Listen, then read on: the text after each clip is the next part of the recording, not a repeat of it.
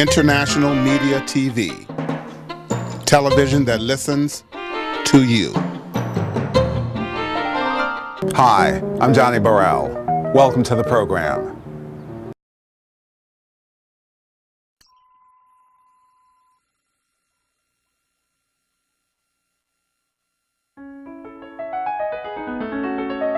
On Saturday, December 12th, the San Francisco chapter of the NAACP held its 2015 Freedom Fund Gala. It was social. It was fun. There was food and drink, music, acknowledgments. Awards were given, with some recipients driven to tears. Local politicians vowing to stay the course in working to make San Francisco and the world a better place. Some people said things you probably wouldn't expect them to say. Power to the people. There was hope in the room. And then there was Roland.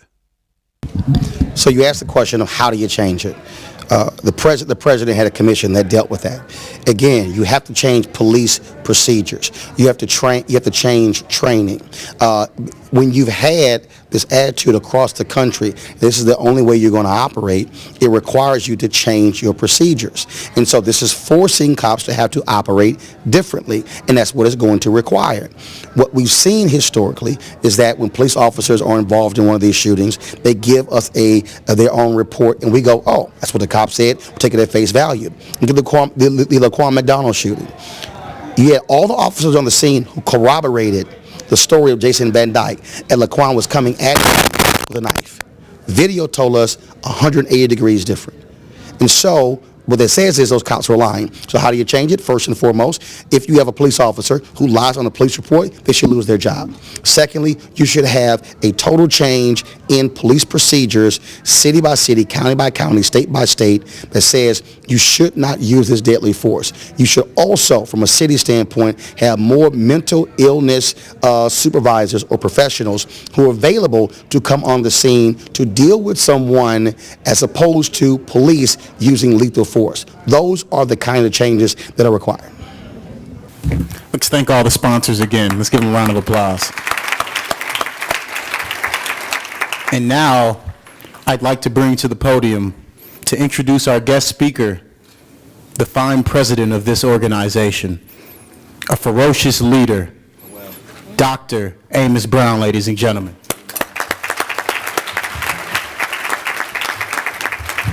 Thank you very much, Mr. Toastmaster. One great preacher said, some people just must say something, while others have something to say. Our speaker needs no lengthy introduction. I want you to hear what he has to say.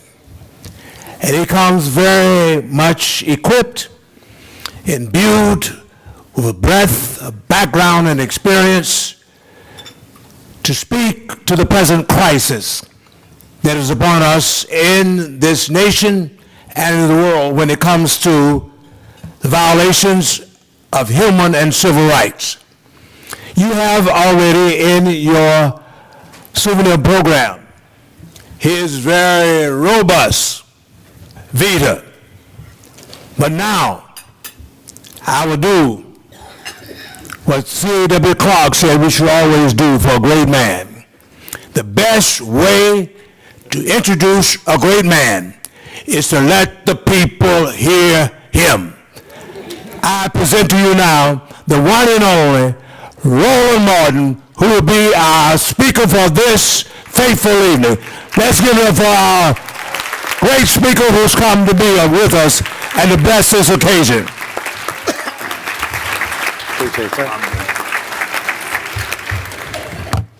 So how are we doing?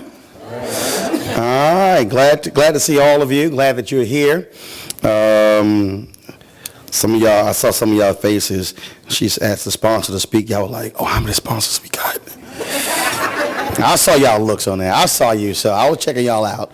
See, I see everything. Being a journalist, you got to pay attention to what the folk are doing. So I saw the looks on y'all face. I even turned to the past. I said, how many sponsors we got? But it's good to be, y'all got to lighten up now. Life ain't that serious. So glad to be here. Amos chased me down like a bill collector trying to get me here. Blew my cell phone up, and I was like, what he want? So he called and called and called, and so I said, okay. I said, I'll be glad to come. And it was interesting because when I was at Congressional Black Caucus, I met London and Malia. They're like, will you come to San Francisco? I'm like, I don't know. I said, they ain't like that's on the regular rotation for a brother. Then all of a sudden, Amos called, so I said, glad to be here. And then, of course, and this is like Negro weekend, because y'all got this event, the 100 black men down the hotel, the boule around the corner. I'm going to be doing drive-bys all night. Last night, folk took me to Oakland. They said, I went to a party. They said, we're going to a party.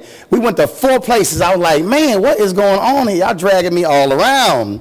And then, of course, when you come to town, black people, they get mad if you don't call. So I called Willie Brown. He ain't called me back. Called Danny Glover. He's shooting a movie in Atlanta. He called me back. Called Frankie Beverly. But he called me back, too. So tell Mayor Willie Brown the other important black people call me back. So tell him I'm highly disappointed in him as a fellow man of Alpha Phi Alpha. He might want to call me back. Or I'm going to talk about him on TV Monday morning. You'll do it. And so, yes, I will do it, too. Yes, I will talk about you on television. You could ask that pastor who met with Trump.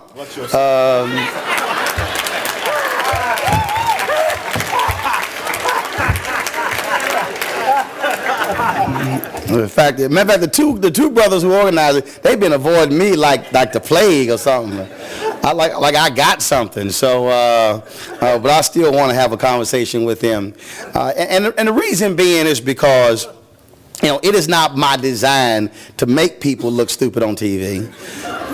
If they just look stupid, that's all on them. I'm just there to ask the question. But it's real interesting too, and I'm gonna get to eventually what I'm gonna talk about. But I got to say this because when I was down the hall, I was saying hello to the folks at 100 Black Men. I had a brother ask me. He said, "Man, why haven't we seen you on CNN?" And a lot of people asked me that. And my contract was up in 2013, and the new CEO chose not to renew. And that's fine. But I explained to this brother. I said, well, first of all, I said I got my own show on TV One. And I said, now what I need you to understand is when I say I have my own show, Amen. What that means is when I was on CNN for 6 years, I was on somebody else's show where they picked the topics, they picked the guests. I said, this is my show where I pick the topics and I pick the guests. I said, so I would much prefer to be in control of my own destiny as opposed to playing somebody else's game. We saw that with the Daniel Holtzclaw trial where you swear with mainstream media they didn't know that a former white cop was on trial for raping 13 black women because none of them covered the trial. We were the only national television show that consistently covered that trial. And if it wasn't for our show, you would have not even known that this trial was going on.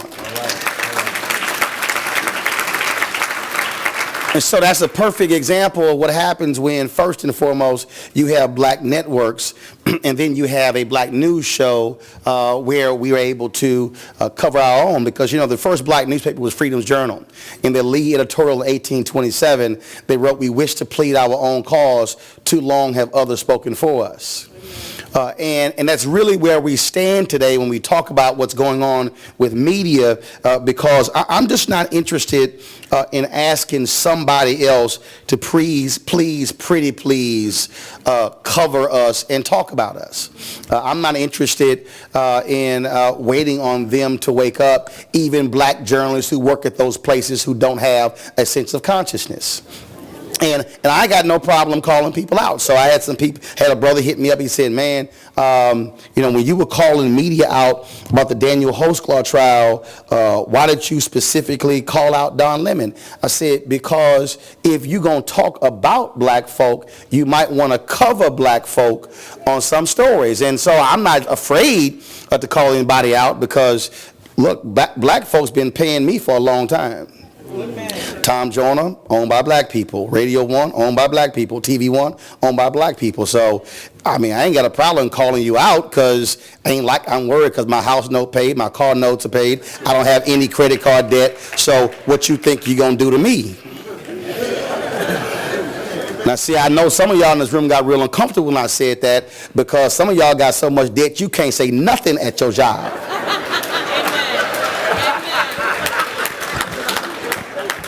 Now, I'm saying that for a reason because debt to many of us are like invisible shackles. It prevents us from speaking truth to power. And so here we are trying to confront what's happening, and we're kind of like, I can't say nothing because, I got that mortgage, and I'm driving that expensive car, so let me just go ahead and be quiet. And that's a fundamental problem because if you really understand our history, we've always had people who had the freedom to say what was necessary in order to lead us down the path of freedom. And that leads me to what I want to deal with, and that is the true cost of freedom. The true cost of freedom. Now, I want you to ask yourself a question. Then I want you to turn to your neighbor right now, left or the right, and I want you to look them in the eye. That's not rhetorical, that's literal. Turn to the left or the right and look your neighbor in the eye, and I want you to ask them this question: why are you here? Now I want you to turn to your other neighbor, and I want you to ask them the question, why are you here? All right. Now, there's a reason I wanted you to ask them that question, because if we really want to be honest, if we really don't want to play any games, we come to this event every year for a variety of reasons. Right. And if you want to be honest, there are people here who come out of a sense of obligation. All right. Amen. If we want to be honest, there are people who are sitting in this room. Tonight is your black checkoff night. If we really want to be honest, there's some people sitting in this room who are here because your company bought the table. If we really want to be honest, there's some people who are here because your mom or your dad told you were coming. Amen. And the reason I'm saying that is because I travel all around the country and I speak to a variety of groups. And I'm always curious as to know why people are here. Why do they come to the annual Freedom Fund dinner? Do many of us even think for a second what it actually means to have a Freedom Fund dinner? Do we even break down those words, Freedom Fund dinner? Do we even understand what it means on even the issue of freedom? Because see, we travel around this country and I hear folks talk about equality. I hear folks talk about tolerance. But it's amazing how little time we talk about freedom. Right, sir. Come on.